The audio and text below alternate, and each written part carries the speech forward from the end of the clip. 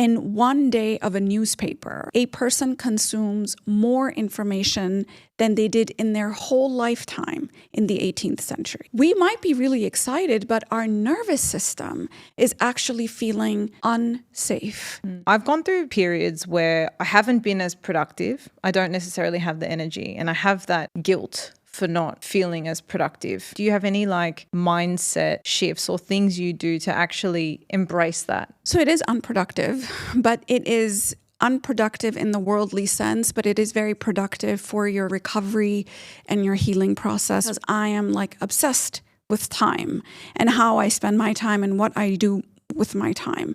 But that wasn't it. People used to call me bionic because I didn't sleep, I didn't eat. I just ran through life, and I took pride in that at some point. And I actually was quite dissociated probably from my body at that time.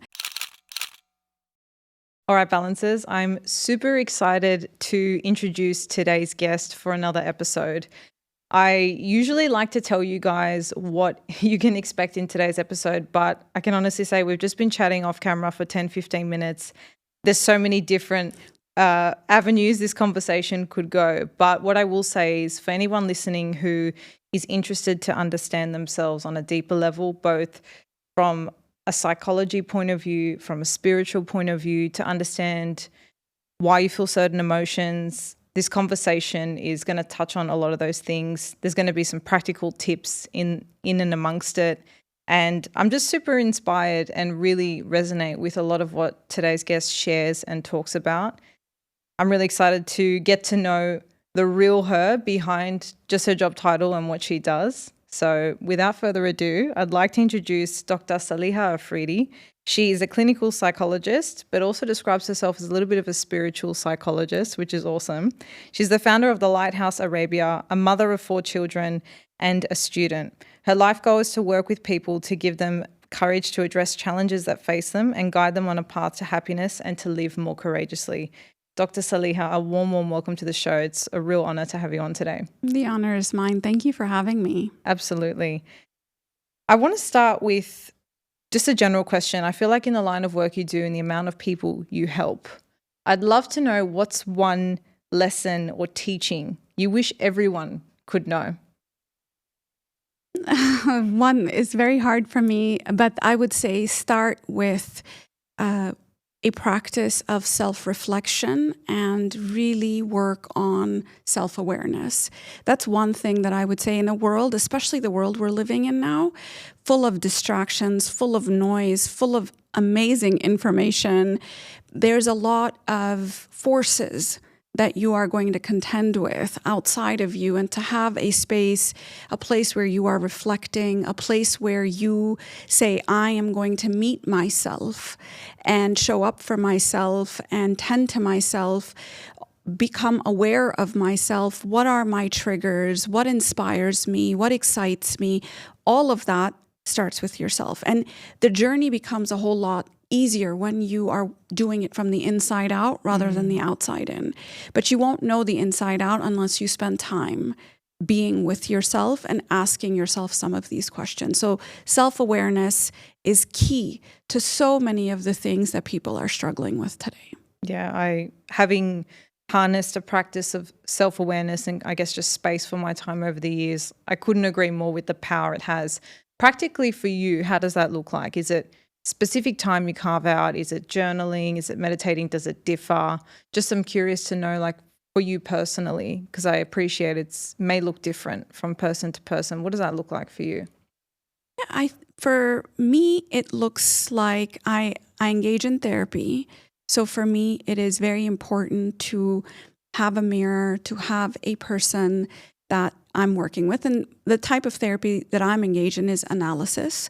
So you're not going in there with a clinical symptom. You're actually there to, go inwards and be with this sort of inner terrain, the inner journey, basically. And so that's what I engage in. I do that twice a week. I also have, a small group of people, which is 3 other people. And we've created a group where we share a lot of our reflections. We're kind of on the same wavelength. It's a spiritual, psychological journey that we are embarked on, and we share a lot of our reflection. So a lot of our journaling actually happens on our chat, where we are saying, this came up for me, this is what I felt today. So it's almost like a group process that we're engaged in, like a tribe that is Amazing. committed to working on ourselves and bettering ourselves and moving towards wholeness. I also spend a lot of time alone. And when I say alone, that's without technology and without a book, which is extremely hard for me because you have quite an impressive library. I have seen it on your Instagram. I love my books and I love my reading, but I do need to say, okay, put it away and just see what's going on inside of you. So I sort of sprinkle those moments throughout the day. In my work day, I might have like a 15-minute gap in between meetings or 5-minute gap in between meetings where I just do a scan, check in with myself. How are you feeling? How was that last meeting that just happened? Did anything come up for you? And sometimes things come up for me and I jot it down on a note. So I have a thoughts note. I guess you would call it a journal on my phone. And then I come back to it and say, okay, this guy that I was sitting with, he really triggered me. It brought up this, I felt a bit insecure. Why did I feel that? What's going on for me? And then I might do that reflection on my own. And I really love spending time just kind of being with those thoughts. And then I may often take that into analysis as well. Yeah, I love that you've shared that you see a therapist more for analysis, because I think sometimes we think we need to have some sort of trauma or issue or something going on. But for me, that's quite a proactive approach. And it's saying, I'm just getting to know myself, which in my opinion is a lifelong pursuit. It's not to say you work through things and tick, you get to know yourself and you move on with life. Yeah. So to be engaging with that on a regular process means you're, being proactive and actually just working out, giving yourself that space, which I think is good for people who maybe feel they're not disciplined to carve out that space for themselves. When you actually book in a session, you're actually allowing for that. And it's good info for people to know that they can actually go to therapy without needing to have something, quote unquote, wrong with them. That was the impression I used to have before I did this. Yes. You mentioned books, so I just want to ask you quickly, because I always get asked what my recommendations for books are. So in the topic of self-awareness, what are your top books that you would recommend to everybody listening? Oof, that's a tough. You didn't warn me about this question. That's a tough one. I think it depends on what age or stage you might be in life. I would say for people that are midlife, so anywhere 35 and above, midlife is a stage, not an age, but maybe 40, 45, anywhere above that. I would say Finding Meaning at Midlife is a great book because it tells you the tasks of midlife. James Hollis actually has written several books that I would recommend. Why Good People Do Bad Things is a great book to kind of reflect on, wait, we all have a shadow side and we all do things that we are not wanting the world to know about. We all have personas that we show up in the world with, and that is healthy and that is good. And then what is happening underneath and what is happening in the shadows, what is happening in the unconscious that we absolutely have no idea about, but is dictating our day-to-day action. So that would be a great book. And he wrote another book, which is called What Matters Most. And these three books would be a great starting point for someone who is interested in introspective, engaging with, wondering about yourself.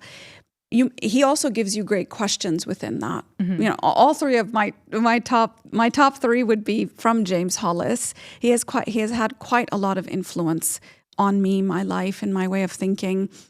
He's a Jungian analyst, and he's, the first time I ever read anything from him, that was about 8 years ago. It was just kind of love at first sight type of thing. It really resonated with me. So I would probably start with those three.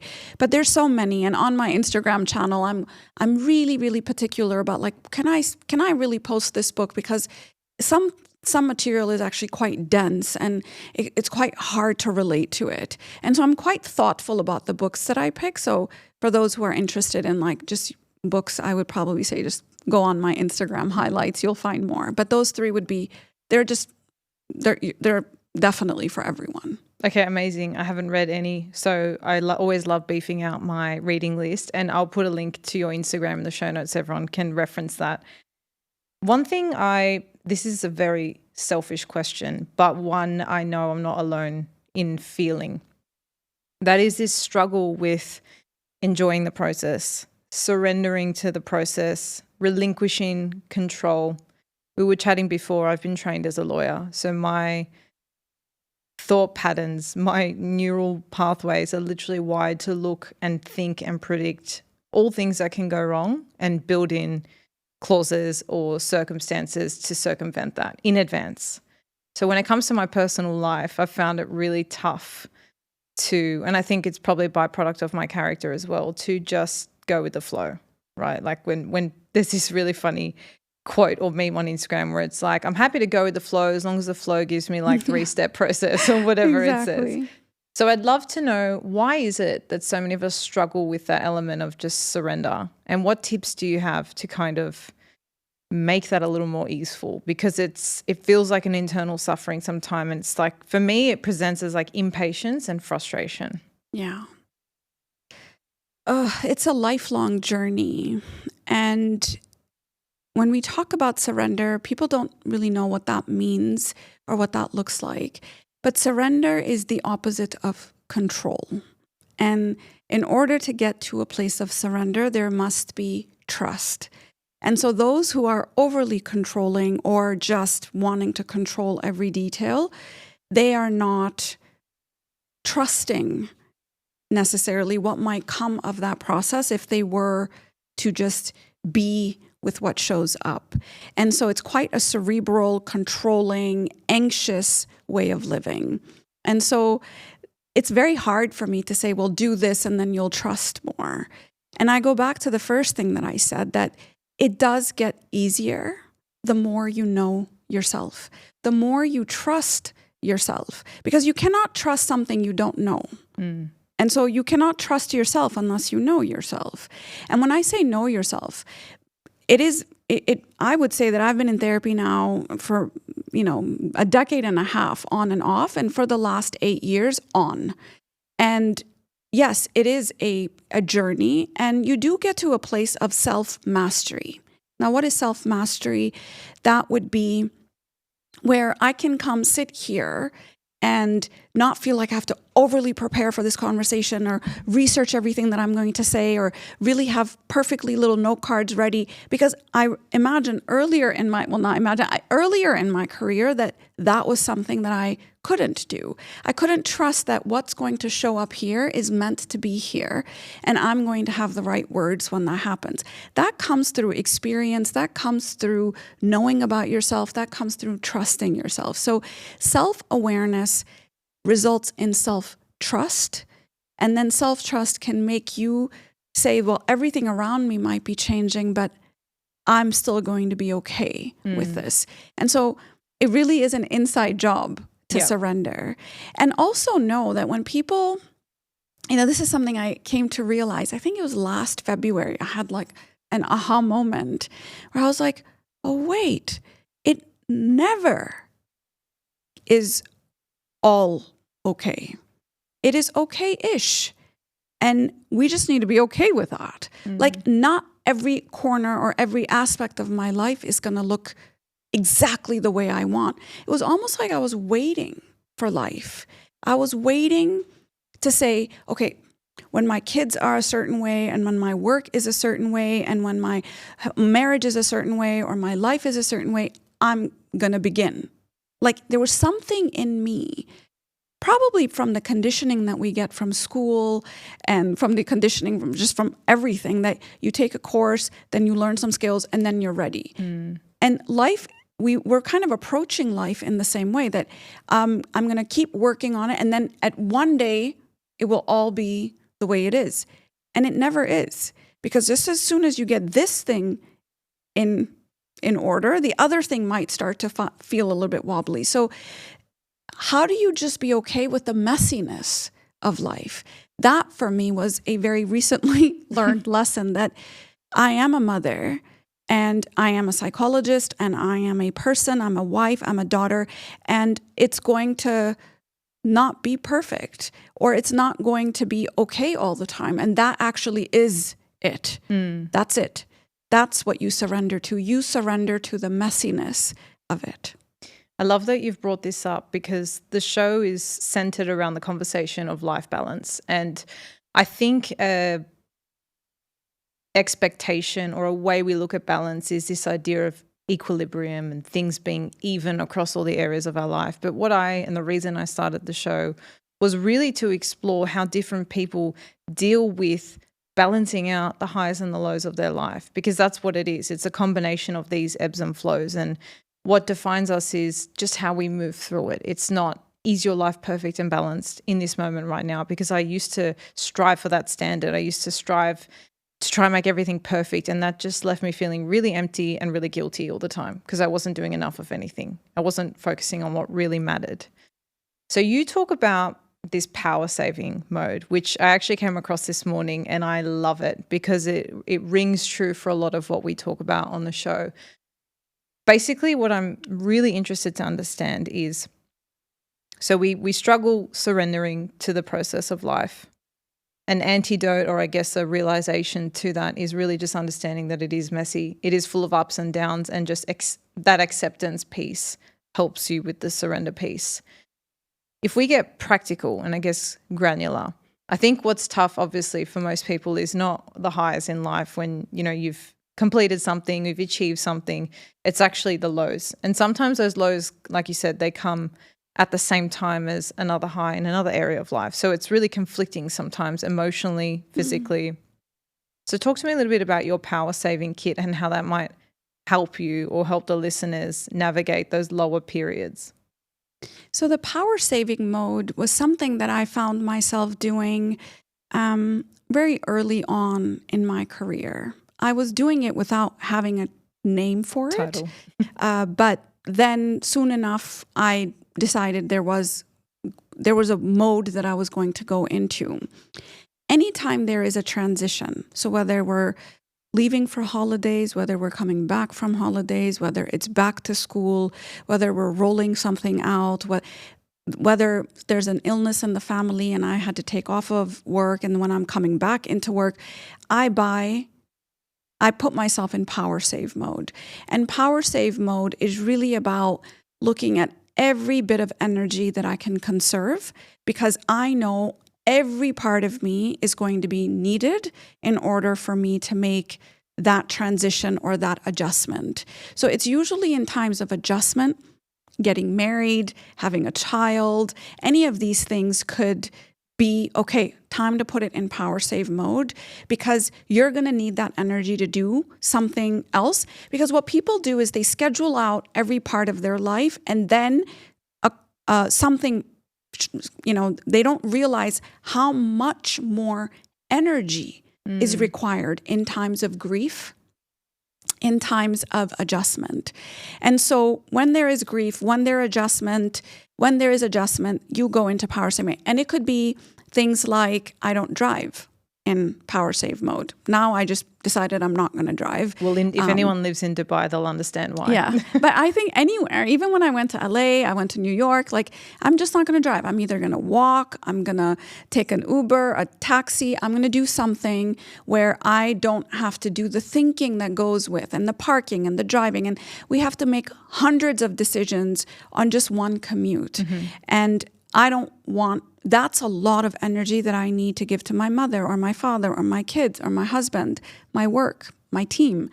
And so that's one decision that I made during a power save mode. Another thing would be that I really limit my social interactions. I tell all my friends, listen guys, I'm in power save mode. And by this time, they all understand that it's for a limited period. She's going to come back. But I eliminate even social engagements, because that getting dressed, going out, meeting people, even though it's a positive thing, but it still requires energy to show up, because it's not like me and my, I'm downloading things onto them. No, I have to hold space for them. But in those transition times, I have to hold space for my whole family. And so I usually say, okay, I'm going to I'm going to come back to you guys, but right now I need to show up for my kids and my clients and my team, which are like obligations that I need to. And then the friends, usually I meet with them once that power save mode is done. Another thing that I might do is I don't take like courses during that time, or, I don't start learning something new at that time, because that also requires a lot of effort and energy. So it's really about thinking about energy management at that time. I'm super good at time management. I've managed to have 4 children, moved, 4 different places, started a clinic with kids, 3 kids under 4 years old, built a practice, which is one of the largest in the region. I've managed to do that because I am like obsessed with time and how I spend my time and what I do with my time. But that wasn't it. Like yesterday night, I had time, and I really thought I would have energy too, because I didn't have a lot that I needed to do, but I had a public speaking appearance yesterday. And it went over by an hour because it was an event, and I didn't realize how much energy that was going to take from me to show up. And so by the time I came home, it was 7:00. I was with the kids. I, did what I needed to do with the children. And then when everybody sort of went into their corners around 8:30, 9, I thought, okay, maybe I can do something now. I couldn't. I was like, no, it's bedtime. And so really thinking about where is your energy going to be and how are you going to use that energy? What can you table for now? What can you put on the back burner for now? Because right now I need all the white space on my calendar to be able to rebuild to be able to have those resources in times of adjustment, crises, or grief. This is so powerful. I really love the concept. And one thing I like to talk about is getting clear on your non-negotiables. Listeners of the show will know what that means, but it's basically what it stands for, the non-negotiables in the 3 areas of your life, which is your health, your relationships, and your fulfillment. If you've got clarity on those in moments like this, it's very easy to flick off all the things that don't fit into that category of a non-negotiable because you have that clarity. And I think that's so important when we're talking about time management, because sometimes you can feel like you've got all the time in the world, but if you fill it with meaningless or whatever stuff, it's going to deplete you further and further. I'm really interested to know your thoughts on this. So I've gone through periods where I haven't been as productive. I don't necessarily have the energy, and I have that guilt for not feeling as productive.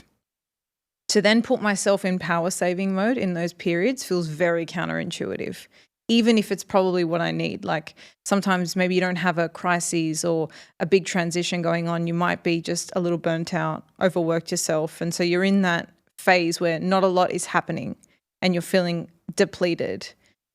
Do you kind of go through phases like that where you have to put yourself in power saving mode, not due to something actually happening, but just due to you actually just feeling the way you're feeling? For sure. And do you have any like mindset shifts or things you do to actually embrace that? Just for people listening who maybe resonate with being high performers, extremely productive, and feel like they can fall into that thinking of feels a little bit unproductive, if you know what I mean. Yeah. So it is unproductive, but it is unproductive in the worldly sense, but it is very productive for your creative process. It's very productive for your recovery and your healing process, which is necessary in order for you to do whatever it is that you want to do and to show up fully. So what I would say is that, again, coming back to self-awareness, there are times where I'm like, something feels a bit low right now. I just attended that meeting, or I'm feeling like yesterday I was surprised. I was surprised with myself because I usually have quite a lot of stamina to do multiple events. I had multiple events yesterday, but they were like different events. I had to wear different hats, and my kids are in school and I had to show up for one of them and on Zoom, and he was having difficulty. So it took a lot more energetically than I had sort of planned. And so I didn't have a lot of space because I was on from 8 a.m. this morning, but I will spend some time reflecting on, okay, what happened on Thursday, which resulted in me. And for women, I would tell them to look at their cycles. I love that. I would also tell them, like, It's a full moon. Today is a full moon. I'm into it too. Yeah, and I believe in that stuff. I do. Yes, I'm a psychologist, and yes, I am a scientist, but I also believe that there are some things that I've just noticed a pattern. And yesterday was a full moon, and I just felt really tired. And I was like, okay, I see where we're going with this. So sometimes we don't know the forces that are at play.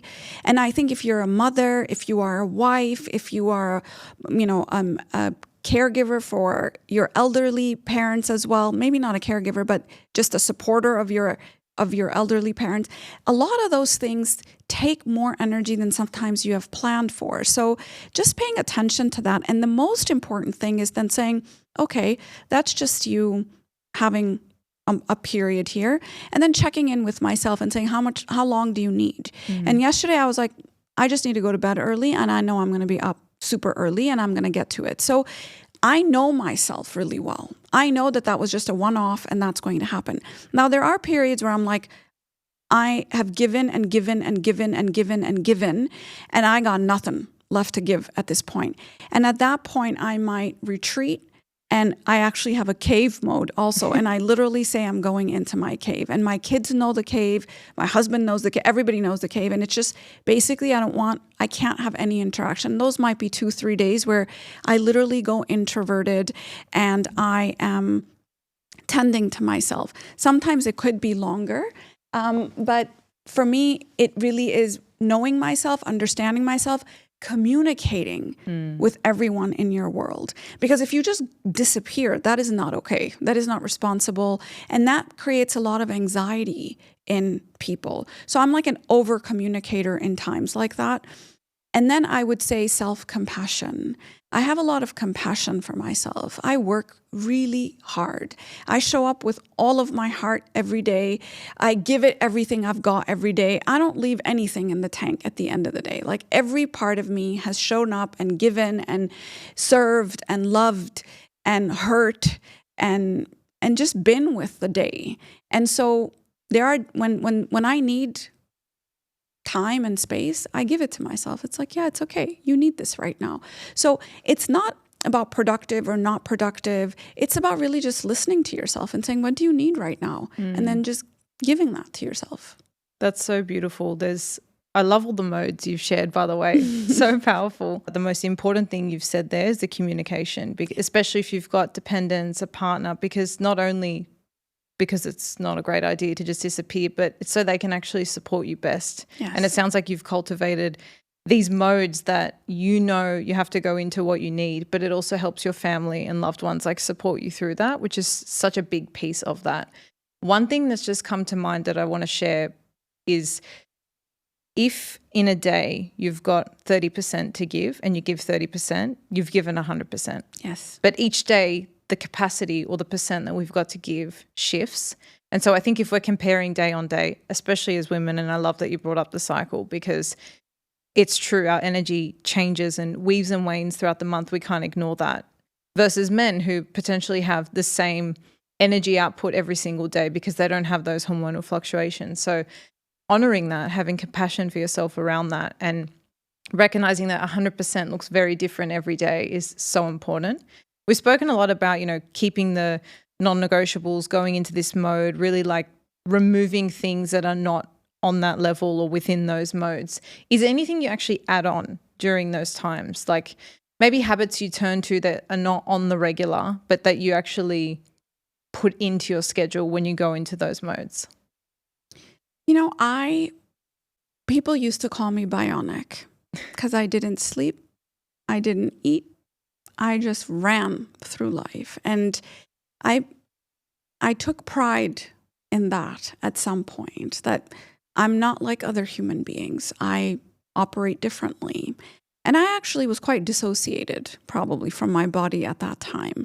It worked for me. It only resulted in burnout twice. And but it's not something that I would recommend or something that I'm proud of. But I really sort of came home to my body, I would say probably around 8 years ago. And it was in my late 30s, by the way. So it's not like childbearing or any of those other things brought me home to my body. No, I was a machine, like I said. And I was on a mission. I think a machine on a mission. So it wasn't like it was hollow. I was in service. I wanted to build the lighthouse. I wanted to be in the community. I wanted people to talk about mental health. I wanted to be there for people who were struggling. So it was really in service of something good. Thank God for that. But it still was denying my body and just being quite disconnected from my body. And so 8 years ago, when I started to become more human and I started to be like, oh, I think I need food, and humans sleep more than 3-4 hours a night, and that probably would be a good thing to do. That's when I know that, and I know self-care sounds really, it's like an overused word, but it really becomes about nurturing myself during the power save mode. Mm-hmm. It really is about not exhausting myself during that mode with even reading. Like, don't put too much in. Hold and let whatever is there just build. Because even if I'm reading a book, my brain is now processing and having to do integration. It's having to do the work. And so it's really saying, pause for now and do things that are very nurturing, that are going to build the internal resources. Being in nature is super powerful. It's anti-inflammatory, it's grounding, it's energizing. And so being barefoot in nature, I do a lot more of that when I am in this power save mode. I also would say that I pay very, very sort of attuned, close attention to my physical body. I sleep like, I'm pretty crazy about my sleep now, but I would say that I really start to go to bed a bit earlier and maybe even move the bedtime to 9:30. I don't do things like Netflix. Mm-hmm. I don't do things where I'm just kind of mindlessly taking in information, because that can also be very, very exhausting for the body and the soul. I pray more. I engage in like mantras, or in the Arabic it would be dhikr, and really connecting with the source more. And so those things are things that I feel like maybe it's 2-3 things that I do more of. But it's not the usual like, oh, I sit and read a book in the bathtub. No, actually, I don't read. I say, shut it down and just build right now. Yeah. That's interesting you've said that. I've noticed a similar thing in myself. Not that I've coined it as this mode. I haven't had that kind of distinct epiphany, but now that I'm reflecting and like hearing you explain it, whenever I'm going through a transition in my life, like starting a new job, or like I've been in, like when I was in wedding preparation mode, stuff like that, yes. I find I can't read. Yes. Like I'm not drawn to reading. If I sit down to read, I have to really force myself. Yes. And I actually have to do brain dead things or slow things. Like I'll do like yin yoga, or sometimes I do scroll, but I'm very conscious and it's intentional. Like I'm just going to give myself 10-20 minutes to switch off, and it's never right before bedtime, because that just puts me in a completely different energy. I have a 1 hour before bed and 1 hour first thing in the morning, no phone rule. But yeah, it's interesting to just think about like going into that mode. What kind of things would you change? Because I think we treat our routines like Bible sometimes, and we can be so rigid with them. It doesn't allow for this flexibility. Like if you wake up and you don't feel like a heavy weight session is going to be it for you today, and you just need to go for a walk or stay in bed, we fight with that sometimes because it's not in our routine. But having that flexibility, I've always said, is the best thing that you can do for your routine, and it'll actually help you embrace the balance you need day to day. So thinking about these modes and how they apply into the listener's life, I think is very, very valuable bits of information to just think about. You shared something as well that I found really interesting. It's something I've gone through in waves, like in different periods of my life, and it was this idea of emotional numbness. The way I can describe it, I'd love to hear, I guess, your professional take on it, but for me personally, and how I feel like that felt for me, was I just couldn't feel anything. I couldn't feel the downs, the ups. I was in this neutral state. It was like nothing fazed me, and I felt so disconnected from myself. And I'm spent a lot of time with myself. This was actually during COVID. I felt this way. I don't know if it was like a disassociation, but it was like completely disconnected. And the second time I felt it was actually last year. I was in Greece for my sister's wedding, and I don't really drink that much alcohol. I don't mind a drink or two, maybe once every few months when I'm out for dinner. I don't mind, but drinking a lot on a regular basis is a thing of the past for me. But when we were in Greece, it was summer. It was my sister's first wedding in the family. I was having an Aperol Spritz or two every day. When I got back from that trip, I felt so disconnected with myself. It was such a strange feeling. And the only thing I could think of was because I had drank every single day. And I also wasn't engaging in that introspection. 2 periods where I felt completely emotionally numb. I'd love to know from a psychological point of view, what's actually going on in moments where people are feeling emotionally numb, and what are some of the things we can look to in those moments to reground ourselves?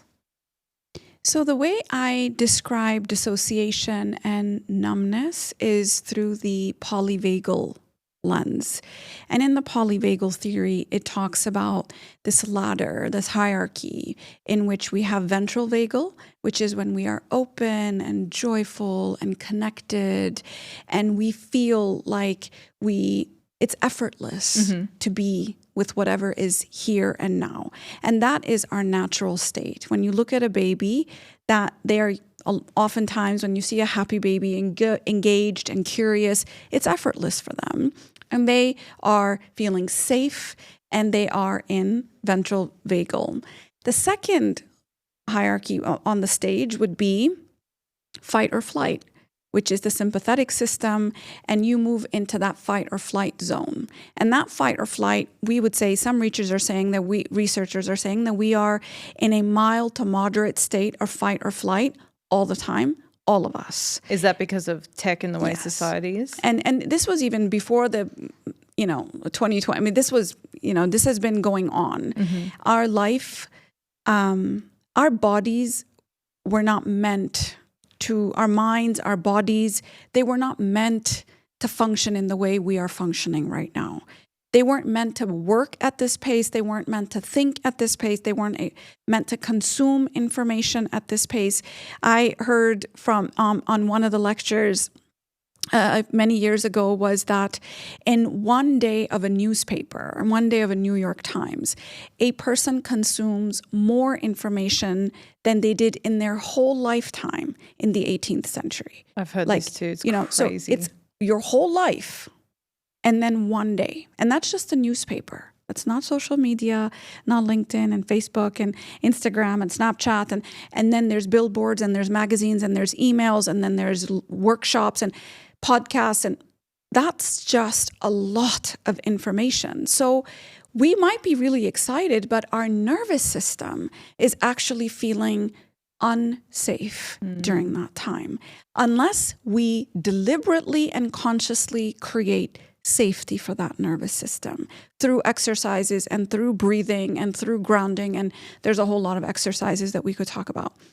When you stay in fight or flight too long, you move into dorsal vagal, which is when a lot of animals would play dead.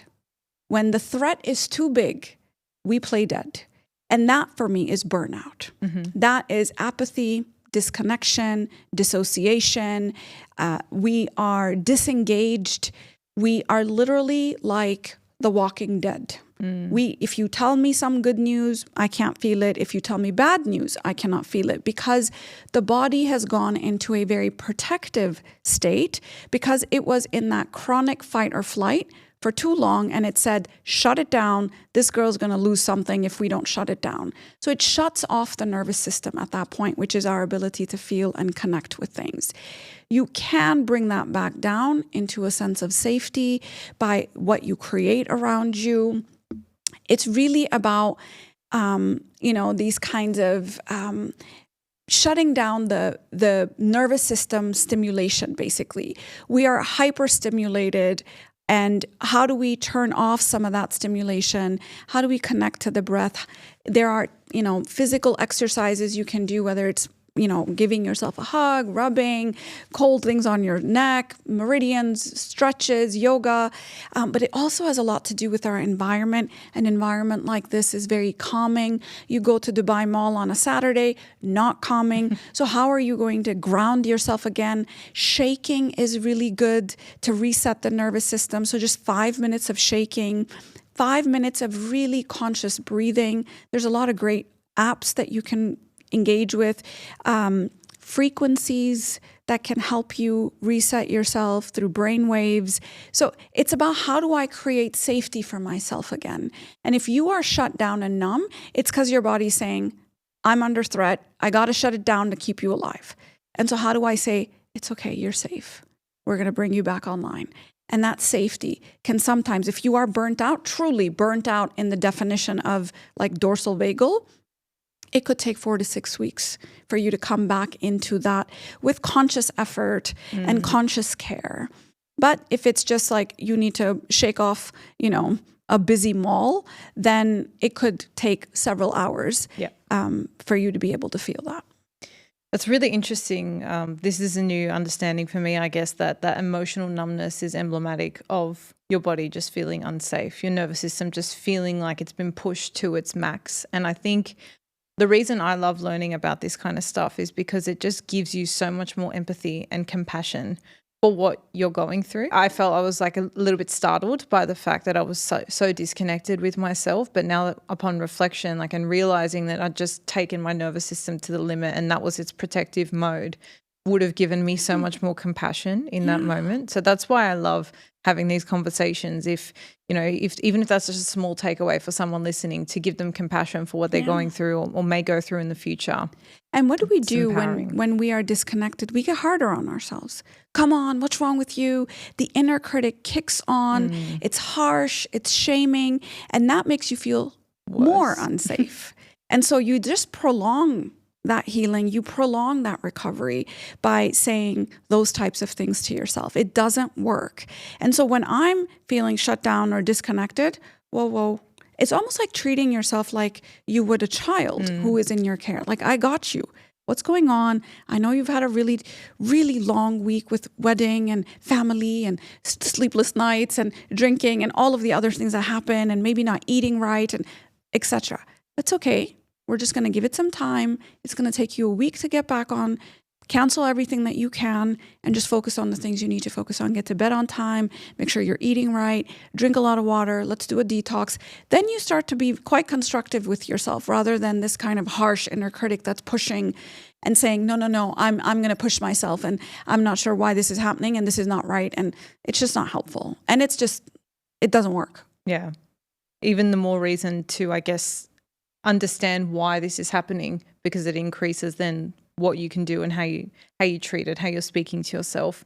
All the more reason as well to maybe integrate these practices on a regular basis as well. Like if you've heard anything today, or you're thinking about cave mode or any of those other modes we spoke about, and there are things you're like, oh, I probably would do that during that time, actually considering, is it something you can do in small bits on a regular basis, just every day. Yeah, create that space for yourself. So I was even thinking when you were talking, like, can I have a 5-minute version of that mode every night before I go to bed? Half an hour, an hour. I mean, some people are mums, parents of 4 kids. Some people run their own businesses. Like, I get it that not everyone has heaps of time, but even if it can be 5-10 minutes, what would that look like? And what habits would you have in that period? I think is a nice takeaway, something practical everyone can do. One thing I would say is that everybody should do every day is shake. Shake every day. Like jumping up and down, shaking the hands. Shaking every day, shaking your body part, really shaking every part of you that you can, because we hold a lot of tension and stress in our body and we don't even know it.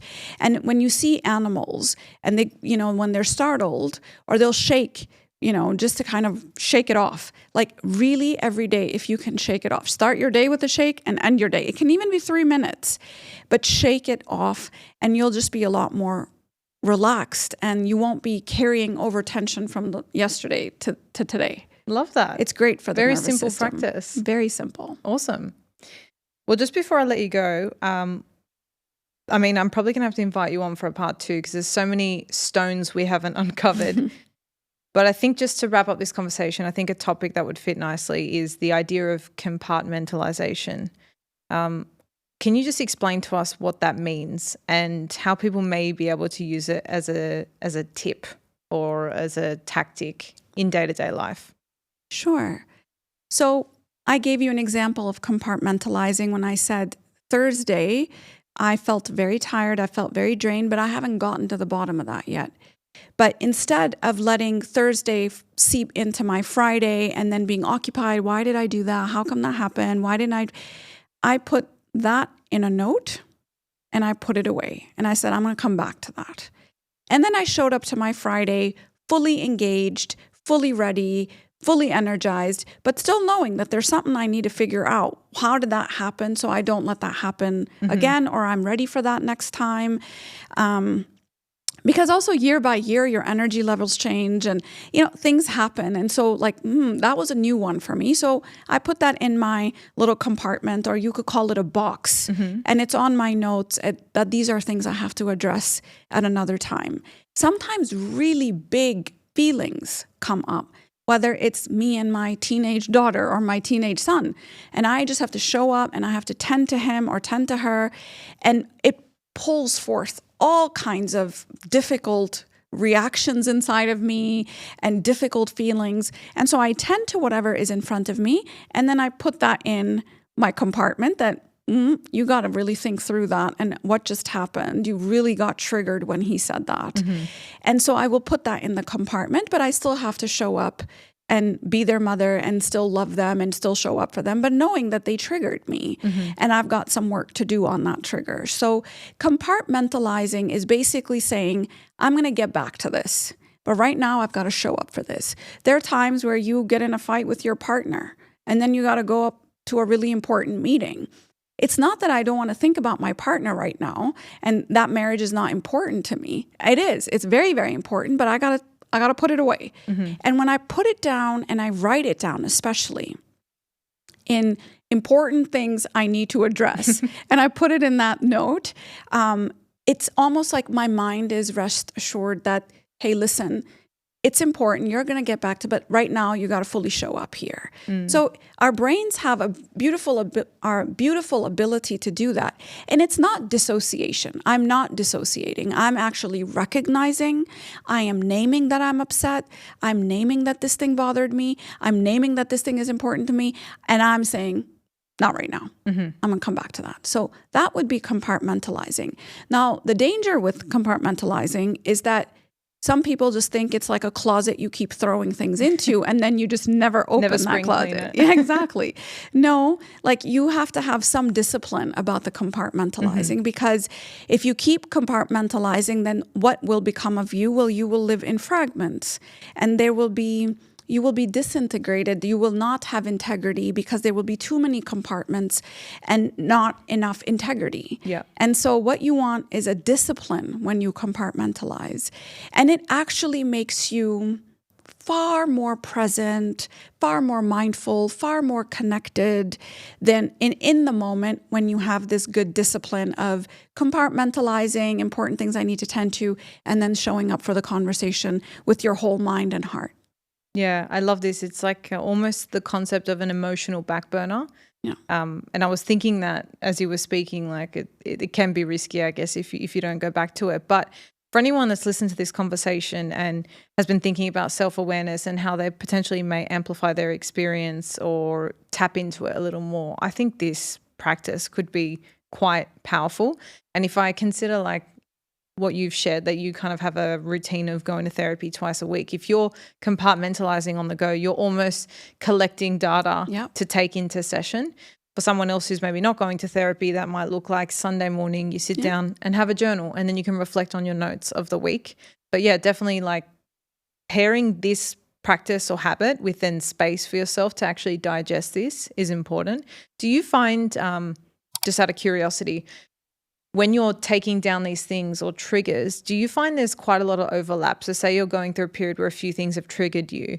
Do you find the source of those triggers is often the same and it's almost showing up as a different trigger, looks and feels different, but it's actually coming from the same place? Well, yeah, I would say we can probably narrow down our issues to like 5. And those 5 issues are the things that are going to get triggered every now and then, you know. So the person might change, but the trigger is inside of you. There's a wound, there's an insecurity, there's a part of you that seeks expression, and the trigger actually pulls on that part. So it's not that I have 1,000 triggers. I have 3 wounds that keep getting triggered, and I need to tend to those triggers. And I think an important part of the therapy is that, yes, you can do this work alone. Yes, I'm a psychologist and I'm actually really great in the inner terrain. I know that territory. I've walked that territory 1,000 times over the course of the last 2 decades with many, many clients, including myself, and taking people through that.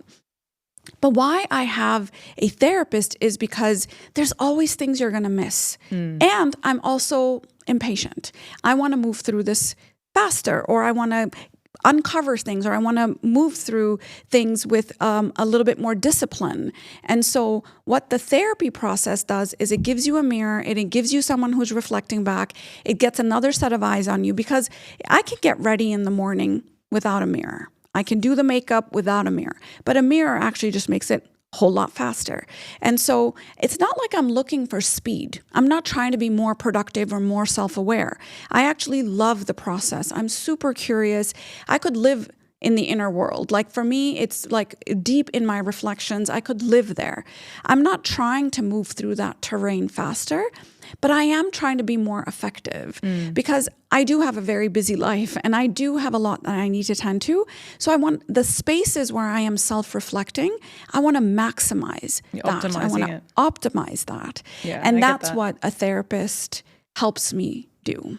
Yeah, and it's I remember my first time in therapy was when my parents got divorced. I was quite young, and my dad just kind of said to me, "I've booked you in for a psychologist." And I was like, "I'm fine. Like, I don't need this."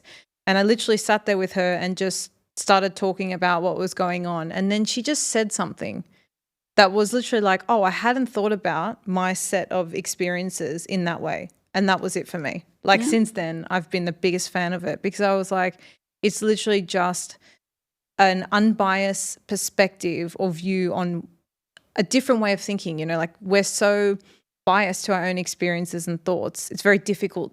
You can have empathy. You can understand where people are coming from, but do you actually see your own experiences in a different way? That's very difficult to do. Yeah. So for me, that's been a huge plus or benefit of therapy. Dr. Saliha, honestly, we could chat for ages. I think I'll definitely have to have you on for a part 2, but I just want to say I'm very grateful for your time. I've learned a lot today. I know the listeners would have gotten a lot out of the show. For people that want to connect with you, follow along, continue to learn from you, where's the best place they can go other than Instagram maybe? And I'll put some links in the show notes. I'm on LinkedIn as well. So Instagram and LinkedIn would probably be the best places. Okay. Amazing. Well, I'll put links to both of those. Thank you so much for your time. And look forward to continue to learn from you. Thank you. Thank you for having me.